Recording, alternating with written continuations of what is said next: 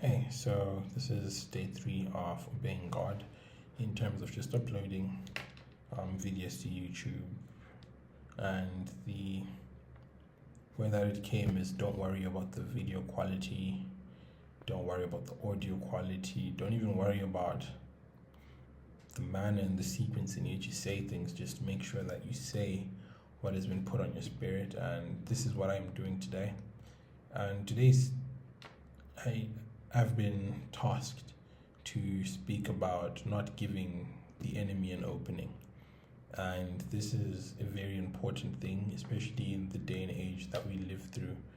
And just before I get into the bulk of the message that I'm supposed to provide, there's a story behind how I even came to this conclusion, because there was once a time when I was fasting, and during the fast, I put a lot of measures, checks and balances in place to ensure that I don't break that fast. So one day I slipped up, walked across a place where there was fast food, everything was smelling nice, delicious, and it only took about a few hours, and I was about to fold. Had it not be for God protecting me against myself, I would have folded that day. And I was only like 30% into my fast. I hadn't really scratched the surface. So don't put yourself in a position where you're likely going to be weak. And the important way, or at least the biggest way that the enemy tempts us and makes us fold, lures us into sin, is he convinces you that you're missing out on something. I think I was watching a sermon and they pointed it out like this: when Eve was in the Garden of Eden, what the enemy made Eve feel like God was making her miss out on something by not having the fruit, by not having the knowledge, the knowledge of good and the knowledge of evil.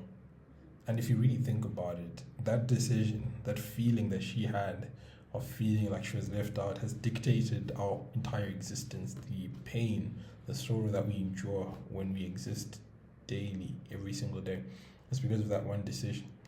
The implications of sin is misery and pain. If not for you exclusively, it's for you and everybody around you.